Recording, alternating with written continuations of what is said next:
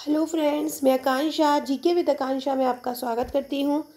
Friends, आज हम अनुसूचित जनजाति आयोग पढ़ने वाले हैं और आज हमारे क्लास कोर्स की ये छठी क्लास रही। इसके पहले हम 5 क्लास पढ़ चुके हैं, जिसमें हमने एक आयोग कंप्लीट किया था, यूपीएससी मतलब संघ लोक सेवा आयोग। साथ में हमने 2 दिन जो है ट्रिक्स पढ़ी थी। ट्रिक्स बहुत इंपॉर्टेंट है ताकि आप एग्ज़ाम हॉल में कोई चीज़ भूलें नहीं, इसलिए ट्रिक बहुत ज़्यादा इंपॉर्टेंट है। तो आपको वो ट्रिक बहुत अच्छे से कर लेना है, जो मैंने आपको अभी कल रात को मैंने लास्ट वीडियो में बताई थी, तो वो आपको बहुत अच्छे से कर लेना है।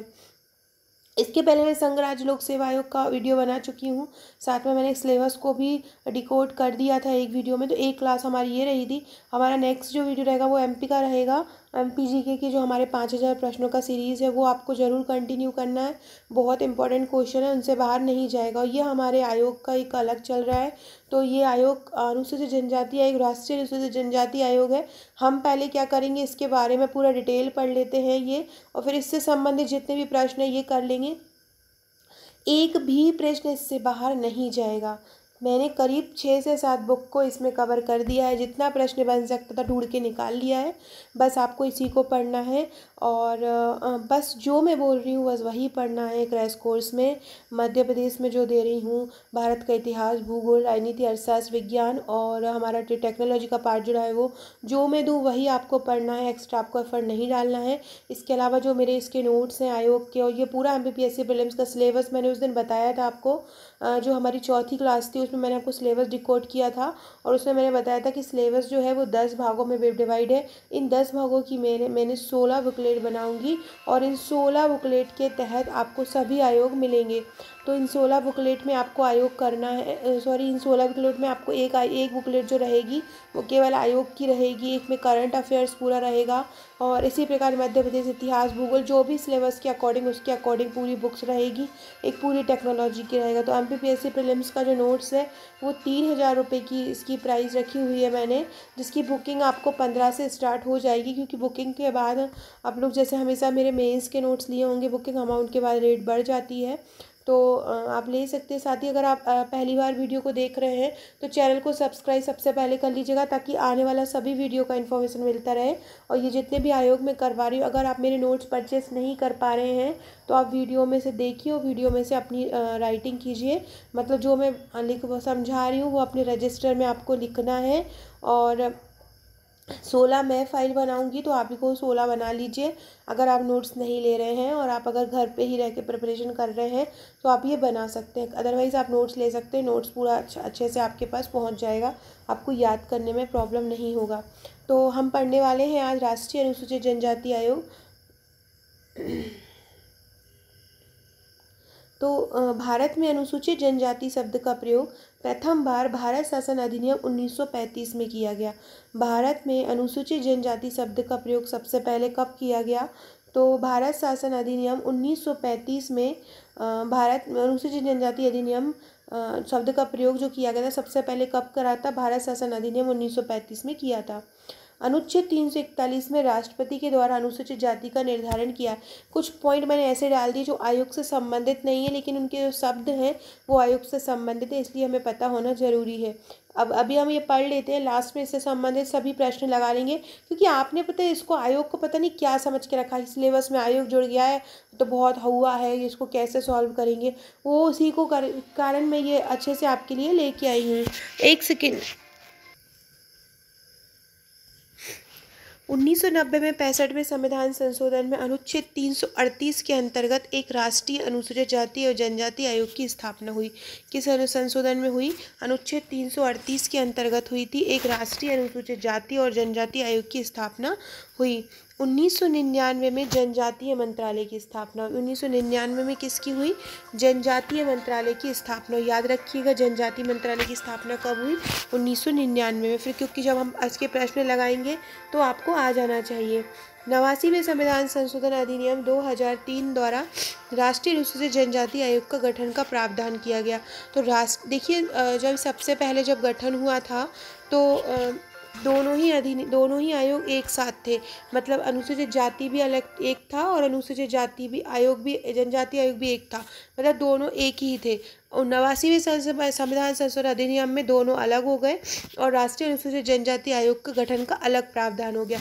जब ये दोनों थे तब 338 में स्थापना अनुच्छेद 338 के तहत हुआ इसका गठन, और जब ये अलग अलग हो गए तो 338 का के तहत इनका गठन हुआ। अब हम पढ़ते हैं इसकी संरचना। तो इसकी संरचना में एक अध्यक्ष होता है, एक उपाध्यक्ष होता है और 3 अन्य सदस्य होते हैं। इनकी नियुक्ति किसके द्वारा की जाती है? तो इनकी नियुक्ति राष्ट्रपति के द्वारा की जाती है। मतलब अध्यक्ष की, उपाध्यक्ष की और अन्य सदस्यों की नियुक्ति किसके द्वारा होती है? राष्ट्रपति के द्वारा। इनका कार्यकाल कितना होता है? 3 वर्ष का होता है। देखिए फ्रेंड्स, मैंने नोट्स इसी प्रकार से बनाए। भले ही मेरे मेंस के नोट्स हों, भले ही मेरे प्रीलिम्स के नोट्स हों, वो इतने अच्छे से तैयार किया गया है कि बस आपको पढ़ना है और आपको एग्ज़ाम देना है। आपको फालतू के इधर उधर की चीज़ों में नहीं पढ़ना है। जो अध्यक्ष के लिए कुछ पाबंदियां हैं कि उसको एसटी का सदस्य होना चाहिए और यह प्रसिद्ध सामाजिक राजनीतिक कार्यकर्ता होना चाहिए। किस प्रकार का दर्जा होना चाहिए? तो अध्यक्ष को कैबिनेट मंत्री का दर्जा होना चाहिए, उपाध्यक्ष को केंद्रीय राज्य मंत्री का दर्जा होना चाहिए और जो सदस्य है वो भारत सरकार का सचिव होना चाहिए। राष्ट्रीय अनुसूचित जनजाति आयोग के 6 क्षेत्रीय कार्यालय हैं। आपसे पूछा जा सकता है कितने क्षेत्रीय कार्यालय? तो 6 हैं। कौन कौन से हैं? भोपाल, भुवनेश्वर, जयपुर, शिलांग, रायपुर और रांची। ये 6 इसके क्षेत्रीय कार्यालय हैं। इनके मेन मुख्य कार्य कौन से हैं? ये जो भी अनुसूचित जनजाति के अधिकार होते हैं उनके हनन की कोई करता है तो उसकी जांच करता है। अनुसूचित जनजाति के सामाजिक और आर्थिक विकास की योजना निर्माण में भाग लेता है। राष्ट्रपति को अनुसूचित जनजाति से संबंधित कार्यों की रिपोर्ट देता है। इसके पास शक्तियाँ कैसी हैं? इसको सिविल न्यायालय के समान शक्तियाँ प्राप्त होती हैं। अब हम इनसे संबंधित प्रश्न, सबसे महत्वपूर्ण है ये जो आपको करना है और ये आपको लिखना है। आयोग अपना प्रतिवेदन किसको देता है? क्वेश्चन आ गया तो किसको देता है? आयोग अपना प्रतिवेदन राष्ट्रपति को देता है। आयोग जो प्रतिवेदन देता है वो कितने दिन में राष्ट्रपति को देता है? तो जो आयोग को प्रतिवेदन मतलब होता है रिपोर्ट, जो भी उसने किया होगा एक साल में, जो भी उनके अधिकारों का हनन हुआ होगा वो पूरी जांच में, तो कितने दिन में राष्ट्रपति को देता है? प्रतिवर्ष, मतलब हर साल देता है। राज्य से संबंधित रिपोर्ट आयोग किसे भेजता है? राज्य से संबंधित रिपोर्ट आयोग राज्यपाल को भेजता है। आयोग को वन क्षेत्रों में लघु उत्पादों का स्वामित्व कब दिया गया? तो आयोग वन क्षेत्रों में लघु उत्पादों के स्वामित्व की सुरक्षा करता है। तो ये कब दिया गया? इसको लघु वन उत्पादों का स्वामित्व बना दिया गया, इनका स्वामी बना दिया गया।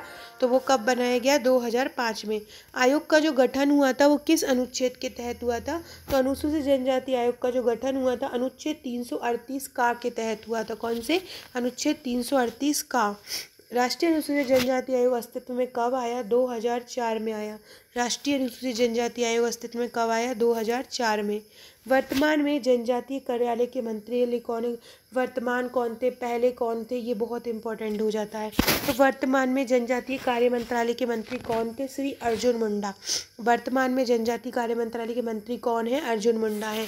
जनजातीय मंत्रालय की स्थापना कब हुई थी? 1999 में। आयोग के अध्यक्षों और सदस्यों की सेवा शर्तों और कार्यकाल का निर्धारण कौन करता है? राष्ट्रपति करता है। आपको बस इन्हें रट लेना है फ्रेंड्स, बार बार रट लेना है। इनसे बाहर आयोग से संबंधित प्रश्न बनेंगे, करीब 20 प्रश्न बनेंगे। बस जो मैं आपको दे रही हूँ वही पढ़ लीजिए और कुछ मत पढ़िए।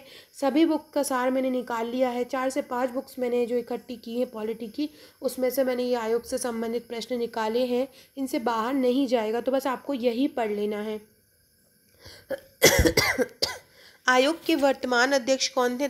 आयोग जो अनुसूचित हमारा राष्ट्रीय अनुसूचित जनजाति आयोग है उसके वर्तमान अध्यक्ष है नंद कुमार साई। कौन है? नंद कुमार साई। आयोग का मुख्यालय कहाँ पे है?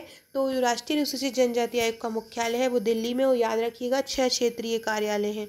अनुसूचित जनजाति शब्द का प्रथम बार प्रयोग कब किया गया? भारत शासन अधिनियम 1935 में। किस संशोधन में SC व ST आयोग का गठन हुआ? तो किस में हुआ था?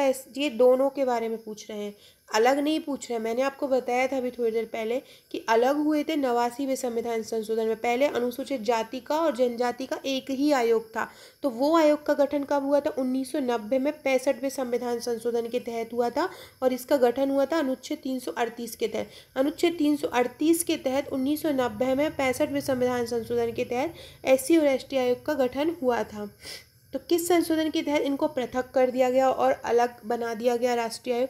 तो 89वें संविधान संशोधन अधिनियम द्वारा इसको 2003 में पृथक कर दिया गया और पृथक करके 338 का में इसको जोड़ दिया गया। तो किस संशोधन में अनुसूचित जाति और जनजाति आयोग को अलग कर दिया गया? तो 89वें संविधान संशोधन। और पहले कब बने थे? दोनों बने थे 1990 में। 65वें संविधान संशोधन में दोनों आयोग का एक साथ गठन हुआ था और 89 में अलग कर दिया था। 89 2003 में हुआ था संशोधन और जो 65वां हुआ था वो 1990 में हुआ था। आयोग के कितने अध्यक्ष होते हैं और कितना उपाध्यक्ष होते हैं? आयोग में एक अध्यक्ष होता है, एक उपाध्यक्ष होता है। आयोग में सदस्यों की संख्या कितनी होती है? 3 होती है। अध्यक्ष और सदस्यों का कार्यकाल कितना होता है? 3 वर्ष होता है। अध्यक्ष, उपाध्यक्ष, सचिव किस तरह का दर्जा प्राप्त होना चाहिए? तो अध्यक्ष को कैबिनेट मंत्री का, उपाध्यक्ष को केंद्रीय मंत्री का और सदस्य को भारत सरकार के सचिव का। अगला है, आयोग के कितने क्षेत्रीय कार्यालय हैं? 6 है। कौन कौन से हैं? भोपाल, भुवनेश्वर, जयपुर, रायपुर, रांची और शिलांग। आयोग के प्रथम अध्यक्ष कौन थे? तो आयोग के प्रथम अध्यक्ष है कुंवर सिंह। प्रथम अध्यक्ष कुंवर सिंह थे और वर्तमान में है नंद कुमार साई। तो फ्रेंड्स, ये हमने आयोग से संबंधित पूरे 20-22 प्रश्न हैं। इनसे बाहर एक भी प्रश्न नहीं जाएगा। पहले हमने इनको डिटेल पढ़ लिया है और फिर हमने उनके क्वेश्चन, यही आपकी हार्ड कॉपी आपके घर पहुंचेगी। इसी प्रकार से आपके पूरे 15-16 आयोग रहेंगे जो आपके घर तक पहुंचेंगे और पूरा सिलेबस वाइज जो टॉपिक रहेंगे वो आपके पास पहुंचेंगे। बस आपको उनको पढ़ना है। करंट अफेयर्स भी आपका इंक्लूड रहेगा। सो फ्रेंड, वीडियो अच्छा लगा हो तो लाइक शेयर ज़रूर कीजिएगा और लाइक शेयर ज़रूर कीजिएगा फ्रेंड्स। और डिस्क्रिप्शन में दी लिंक से आप मेरे व्हाट्सअप और टेलीग्राम ग्रुप से जुड़ सकते हैं।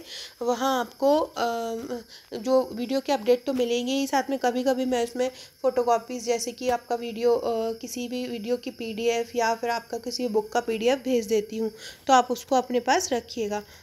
तो फ्रेंड्स, वीडियो अच्छा लगा तो सब्सक्राइब ज़रूर कीजिएगा और चैनल को ज़्यादा से ज़्यादा शेयर कीजिएगा। Okay friends, thank you.